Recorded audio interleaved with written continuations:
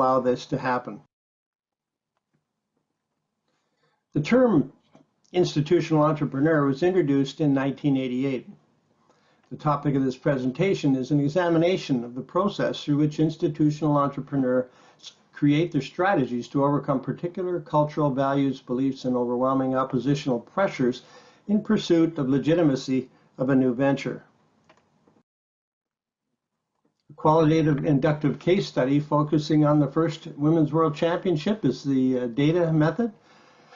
The author was the vice president of the CHA and general manager and director of operations of the women's national team at the time. And with a background in international athletics as an entrepreneur, the author was asked by the CHA president to assume control of the lagging Women's World Championship event 2 months before it was to occur to salvage it.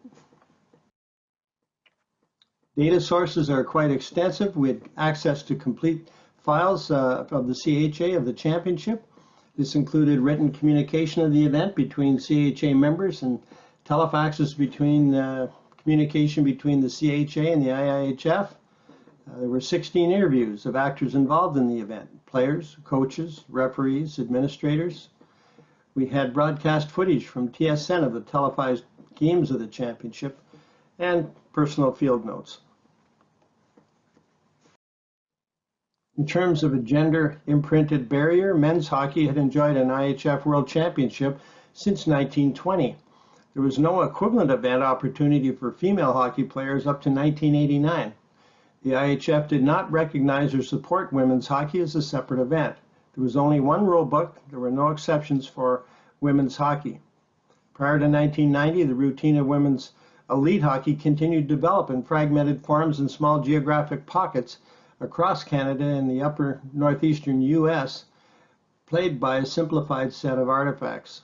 Some teams played 3 periods of 10 minutes. Some played with body checking, some with body contact. That's why there's a simplified set of artifacts. There was no officially recognized national women's teams in existence, officially recognized by member federations of the IHF prior to the 1980s.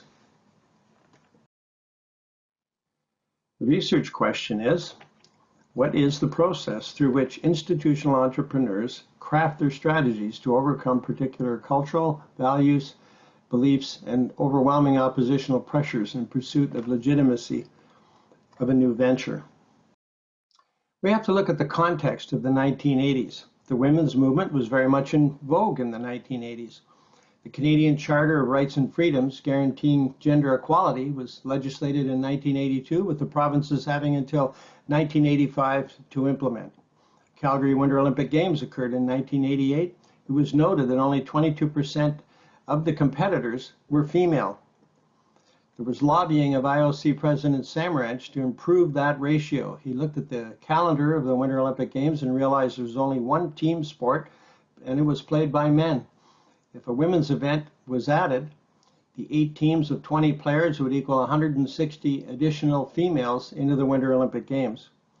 He had also heard that because of the women's movement, hockey federations were looking at separating and possibly having separate federations for men's and women's hockey, which the IOC did not want to happen, did not approve. So Samaranch inquired of IHF President Gunther Sabetsky and asked, what is the caliber of women's elite hockey? He made him a promise. He said if women's elite hockey could attract an Olympic caliber audience, he would personally fast-track women's hockey in the next available Winter Olympic Games. So Sabetsky approached Canada and President Murray Costello to have Canada host the first Women's World Ice Hockey Championship. The data reveals the types of social barriers. In 1990, male media hegemony resulted in describing women's hockey routine in terms of the men's hockey routine and did not consider it legitimate. In 1990, male media hegemony and disregard of the women playing elite hockey led to the media basically ignoring the pending first Women's World Ice Hockey Championship. Without media support, the Women's Championship would have no chance of attracting an Olympic caliber audience and basically miss the opportunity to immediately add the routine of women's elite hockey into the Winter Olympic Games. There was only one hockey facility in Ottawa that had the candle power to broadcast hockey live.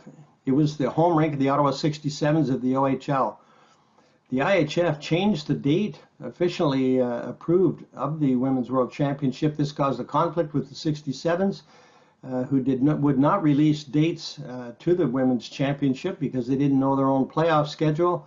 So without confirmed dates, no ticket sales occurred. There was no advertising. They would not know the dates that were available until a very short time period before the Women's Championship was supposed to start. In terms of funding, the CHA thought the IHF and Sport Canada contributions would fund the event, but this wasn't to be the case. Both funds were compromised. $150,000 offered by the IHF required or had strings attached that CAHA broadcast 4 events to Europe, so that consumed the $150,000. Sport Canada contributed $50,000, and Ben Johnson had just been caught in Seoul and a drug issue with the Seoul Olympics, so Sport Canada's money had to be used for drug testing. So money was not available from those particular sources, and despite proposals that have been sent out, there were no title sponsors, no event sponsors. There were sponsors who wanted to contribute contribute product, but no cash. 2 exhibition games were put on by the Entrepreneur. They did not result in any media coverage. Media, still male dominant, did not see the games as relevant. An appeal was even made to Wayne Gretzky to allow a photo of his 1-year-old daughter Paulina on a poster with the caption, "The future belongs to women's hockey." This too was rejected. At the time, it was proving impossible to overcome the social embeddedness of the male routine of hockey and all media coverage that related to it. The effectual logic of the institutional entrepreneur at the time largely adopts a positive ontology and determination to succeed. The high caliber of the routine of women's hockey of Team Canada and Team USA is viewed as the driving force behind entrepreneurial crafting of strategies. The entrepreneur was quoted at the time as saying, "Women's hockey is an unknown commodity. We have to get people out to the first game. If we can get them in the building to witness the caliber of the women's routine, they'll be back." Social barriers. The issue is how to overcome the lack of identity of Women's Team Canada, yet provide the stage for the female actors to showcase their elite skills in the routine of hockey. Boundaries, well, desires to have conformity, but distinctiveness. The national team actors are talented, highly skilled in the routine of women's hockey, but lacked reputation and lacked identity. The Entrepreneur's objective was to attract an Olympic caliber audience in little time. Hegemonic media does not view women's world hockey at the time as legitimate and did not provide coverage. So how can the Entrepreneur motivate members of the media to write and broadcast the event? Well, create a controversy, establish an identity. The Entrepreneur proposes creating a distinct hockey uniform for the national team, replacing traditional red and white colored jerseys with pink and white jerseys. Utilizing the ideographic nature of the color pink, the effectual logic is to create a hockey uniform distinctive in color, providing Team Canada with an identity and creating a controversy to activate media. Well, the entrepreneurial risk is the symbolic connection of the color. Well, this is what the men's hockey uniforms looked like at the time. Single color with a band on the arms and on the legs. The uniforms designed by the Entrepreneur and created by TACLA were quite different from the men's uniform. And the media reaction when the sweater was released on Parliament Hill in a press conference was very negative. Male hegemony raised its head. They did not like the idea that the women would stray from the same uniform that the men wear in their world championships. The media reaction was swift and negative, but at least everyone in the Ottawa area knew the Women's World Championship was about to occur. Actually, it played on radio stations across the country, the idea that the women would be wearing pink and white instead of red and white. The event itself was even discussed in Parliament. but the players understood the logic. Angela James, who will close out this championship with her comments, was a team member and leader of that first Women's World Championship team. She understood the pink jerseys, she said, were a bit of a gimmick. The girls said, if that's what it's going to take to get the fans out, fine, we'll show them on the ice. The team identity became known as Pink Power, and the national team generated a significant spectator following.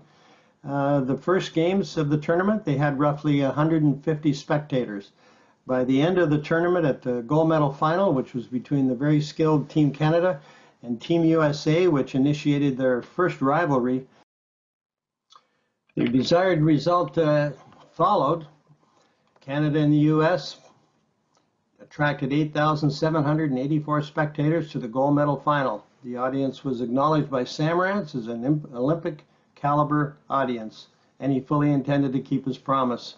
In accordance with the IOC rules, the next available Winter Olympic Games where a women's event could be added was 1998 in Japan, and the routine of women's hockey was included at that time.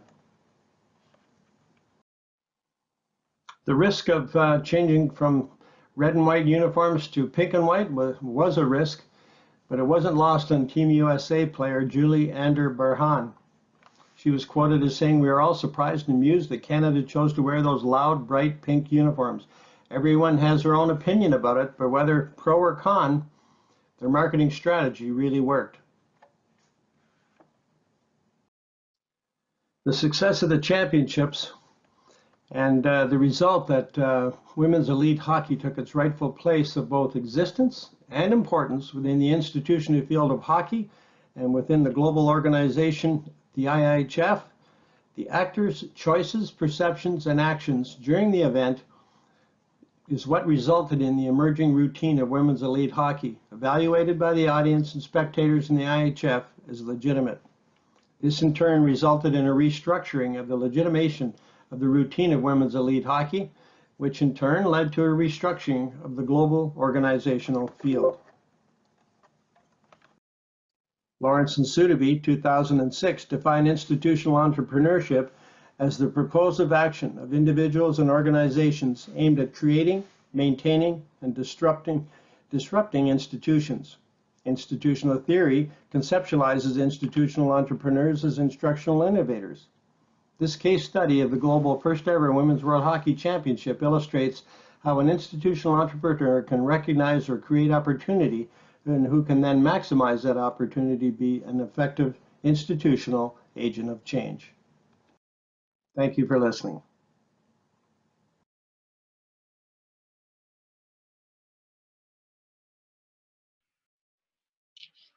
Thanks, Dr. Reid. And as I said, this was a pre-recorded lecture, so we don't have an opportunity really to ask Dr. Reid any questions, but certainly if you want to send myself or Cheryl an email, we can certainly forward on any questions about the work that Dr. Reid has done. So we're going to move on to the next presentation. I just want to see, is Jyri on? I know sometimes people have different names on Zoom, but is Jyri on? No? Okay, so then in that case, we're going to actually then move on to Taylor's presentation. And you should have access, Taylor, to uploading a PowerPoint or whatever, however you want to present. And presentations are 10 minutes with about 2 minutes of questions. Thanks, Cheryl. Is it okay if I just screen share here? Yep, you should be able to go ahead. Okay.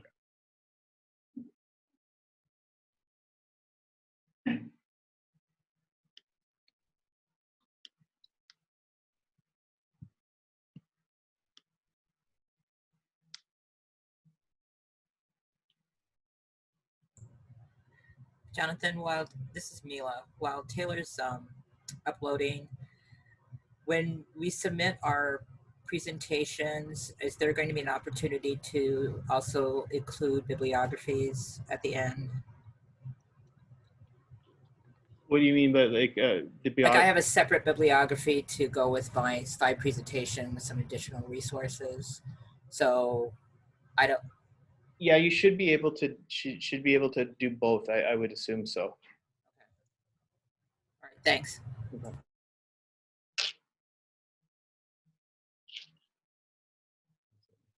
Taylor, it's working great. Right on. All right. Well, first of all, hi everyone. My name is Taylor Leger. I'm a master's candidate at McGill University in Montreal. I'm working in the ice hockey research group. And today I'm going to be presenting research from my thesis on predicting perceptions of ice hockey sticks using kinematic data. Doesn't seem to be liking the clicker. There we go. All right, so sticks have evolved greatly since hockey's inception, particularly over the past 40 years. On the left-hand side here, we see Maurice Richard blazing down the ice with a pair of full-length leather gloves and a wooden hockey stick. And on the right-hand side, you can see Austin Matthews using today's equipment.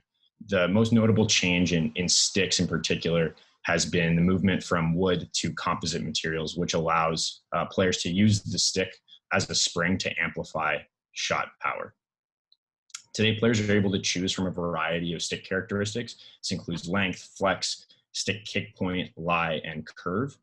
And stick fitting practices help players determine what stick best suits their individual playing styles. Previously, these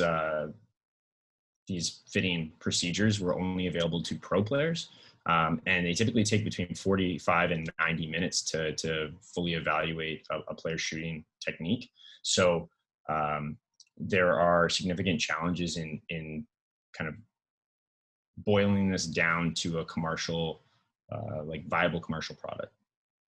Recently, market leaders, Bauer and CCM, have developed these stick fitting apps for use in stores. So these are products that are basically making stick fitting available to everyone from a youth hockey player to a recreational player to a professional athlete. And they both use slightly different methods for providing recommendations of stick fit. The feedback, though, from retailers has been that these apps take too long and are too kind of resource intensive. So they require an iPad, as you can see in both of these photos, but they also require like a trained salesperson who's going to be operating this application. And that's kind of in contrast to the way in which sticks are primarily sold, which is in stores as like a self-serve category. So you would go in and pick one off the shelf, as opposed to skates where somebody's walking into the back picking a pair of skates off the shelf in your size and so on. So some research, so the extension of this is to automate these processes, remove the human factor in order to reduce time from what is currently taking 5 to 15 minutes. Recent paper from Menduar et al. In 2020 used a computer vision technique for recreating three-dimensional stick bend using 2 stereo camera inputs. This is a really cool advancement. Unfortunately, though, it propagates the issue of processing time. So with this approach, you're able to accurately recreate three-dimensional stick bend from these 2 camera inputs, but it takes 111 seconds of processing time per frame. To give you an idea of what that means in like real, like in minutes, for the duration of of puck contact for a slap shot, you're looking at about 18 minutes of processing time, and that's not on an iPad. That's on like a high-powered computer. So another approach would be to use embedded sensors as an alternative path to fitting automation. So what's great about these sensors is that they're providing real-time either acceleration, gyroscope, and global positioning data. And they can, provided there's an algorithm to sort through and identify features of these signals, the exact same process can take place. And so the aims of this study were to investigate, whether it was possible to predict stick preferences using these IMU data, static player factors, and individual demographics in order to predict stick preferences. So the primary aim was to identify these predictors of hockey stick preferences, and a secondary aim was to investigate the relationship between perceptions and quantitative measures of performance with sticks of different properties. I put a little asterisk beside the second aim of this study because that's what I'm going to focus on today. This machine learning models to develop these prediction tools are still, we're still working on those. So if you're interested in that, I'd recommend following up with me, and I'd be happy to link you to what will eventually be my thesis paper. The testing for this project took place in the McGill Biomechanics and Performance Analysis Lab. We had 10 male elite and recreational shooters, both left and right-handed. Each participant performed 80 shots, 40 wrist, 40 slap shots with 4 different sticks. So, and they provided informed consent prior to the start of testing. These 4 sticks are pictured on the left-hand side here. The experimental design was such that stick A is a reference stick, and then the 3 subsequent sticks we're just changing one factor. So stick B has a different flex, but the same curve, the same kick point as stick A. Stick D has the same flex and curve, just a different kick point, and then stick C has just a different curve. As you can see, stick C is actually a flatter curve. And then on the right-hand side here is a example of the perception scales that we presented participants. So after each block of 10 shots, so 10 wrist shots with stick A, for example, we asked the participants to rate shot speed with that stick on a scale of 1 to 10, and then do the same for accuracy, feel.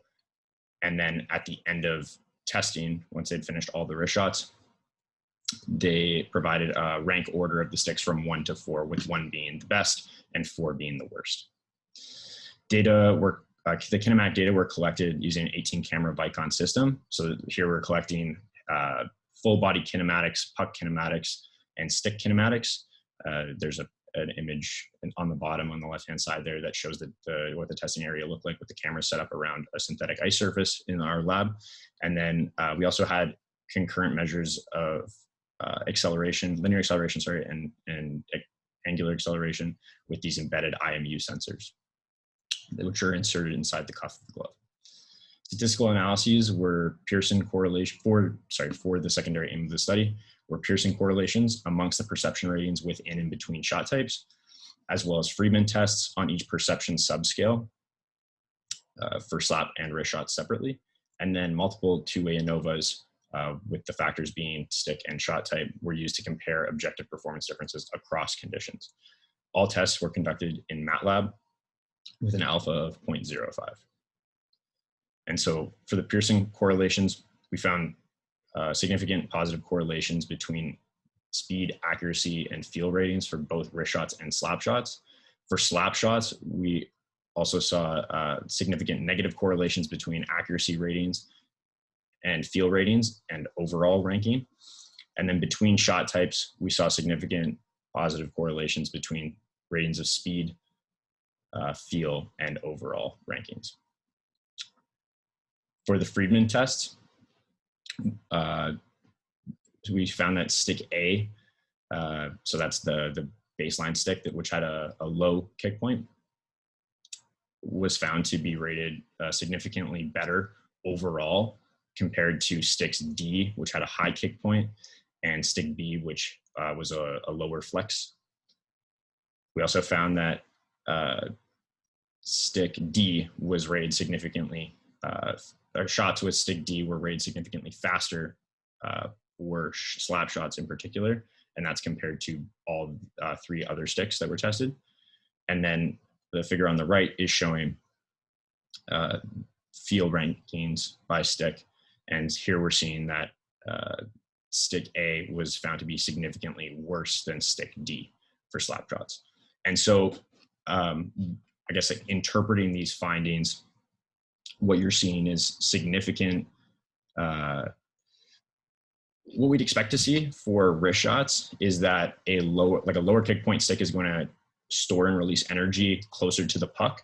And so the general marketing statements there are that, okay, a low kick point stick is better for quick release shots, whereas a higher kick point stick is better for slap shots.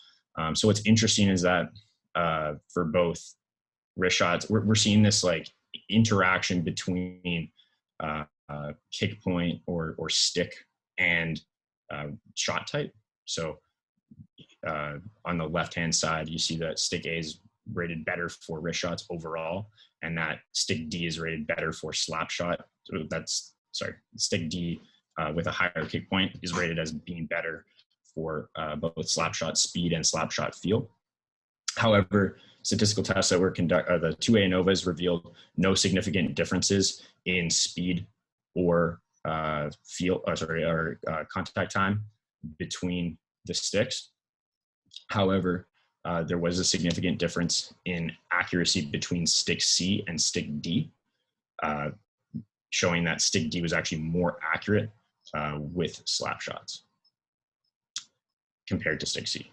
This might be due to the fact that stick C was a flatter curve, and which is less commonly used by players. So the rest of the sticks used a P92 pattern, which is the most commonly sold curve at retail right now.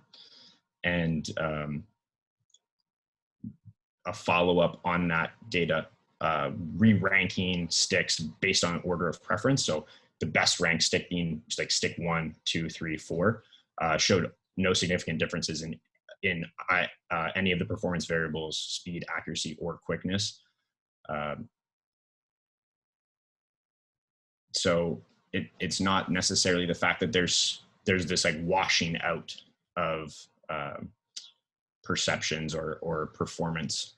It really seems that there are further factors at play than can just be elucidated by these simple statistical tests. And so that's what we're really interested in finding out more about as we continue with developing these machine learning models that are grabbing static player factors such as level of play, age, height, and weight, and then also these dynamic kinematics that we're gathering from this lab data. That's all I have. Thank you very much for having me, and I'd be happy to take any comments or questions that you might have. Thanks very much, Taylor. Is there any questions? If you have some questions, you can just raise your hand and we can go from there. Clint. Hey, Taylor, really good job. That was extremely interesting to me. And I think it'd be really cool to see the other half of what you're working on. So my question may be related to that, and maybe you can't answer it with what you just did, but is there anything that you can take from this part, kind of this half of your research that you can recommend to a stick manufacturer or recommend to that group of salespeople that are working in retail stores trying to guide people towards the appropriate stick for them? Or do you really just need the other half of the data to be able to do that? Yeah, I think that's a great question, Clint. I appreciate it.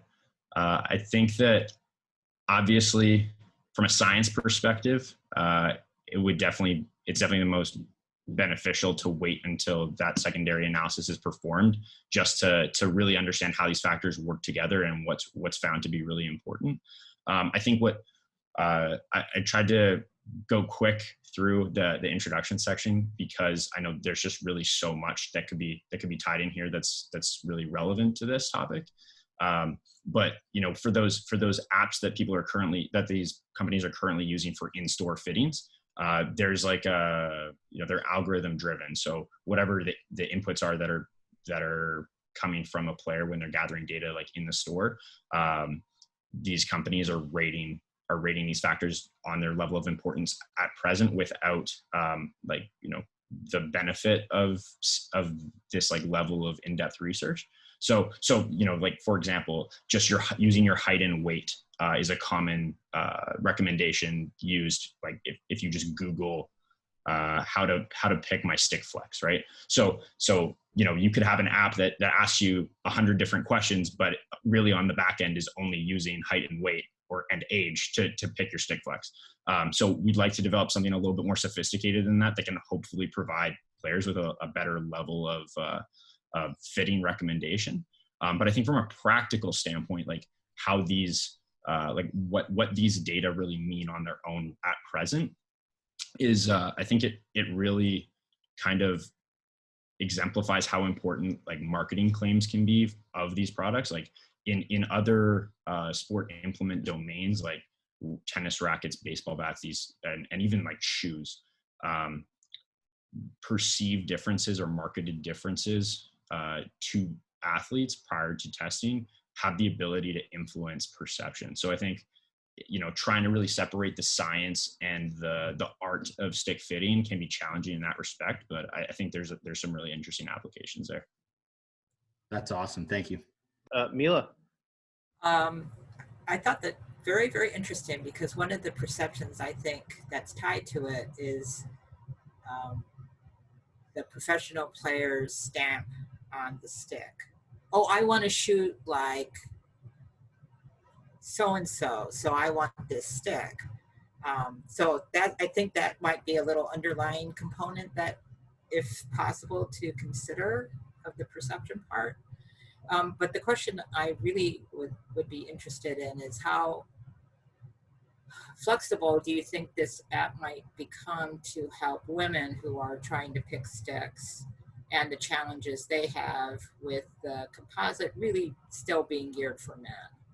Yeah, that's a great question, Mila. I think there's really a long way to go in tailoring these apps to all types of different populations. I think, so one area I completely glossed over in my introduction was research that had been done on the effect of stick parameters or characteristics on shooting performance. So the research that's out there is basically conflicted over the effect of stick stiffness on shooting performance, like shot speed and accuracy in particular. And some small studies on like younger players done by Rory and Jyri in the 1970s, and some more recent studies by Gillenstem and colleagues on female players have shown that these populations in particular might benefit from more flexible sticks. Now, just because of the nature of composite materials, like you have so many SKUs, right? From just one change in stick, right? So to change one, like a shaft geometry to make something that's more ideal for women or for one particular age group, like let's say, adds a significant increase in the number of products that a manufacturer has to produce, but also retailers would need to carry. So there's a challenge on that end for sure. However, the narrative that actually is most, I guess we're most certain of right now with respect, like how stiffness affects shooting performance, is that it's really an individual, like what we call like a loading style. So it depends on the way that players apply forces to the stick, and this has this like cyclical relationship with feedback that they're getting from the stick. So there are three different loading profiles. One is constant deformation. So they're always going to deflect the stick the same amount. That's going to mean that with a stiffer stick, they're going to get more strain energy in the stick, higher shot outputs. The opposite end of the spectrum of that is fixed force. So if they're always applying the same force to the stick despite whatever feedback they're getting from their hands, they're going to achieve higher levels of shaft deformation with more flexible sticks.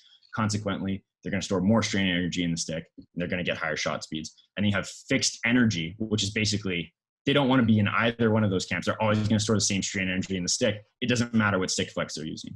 And so I think this is where we're kind of hoping to really advance this part of the field, is like understanding which factors might be either can be used in place of this like loading style, right? Because it's kind of like a Schrodinger's cat in a sense. You need to test them in order to figure out which loading style they are. But by the time you know which loading style they are, you can already use that shot data to recommend which stick they should use, right?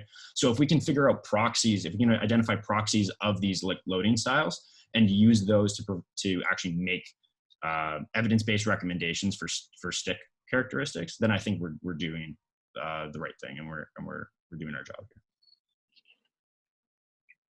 Okay, so I'm just cognizant of time here, and I just want to thank you, Taylor, for your presentation.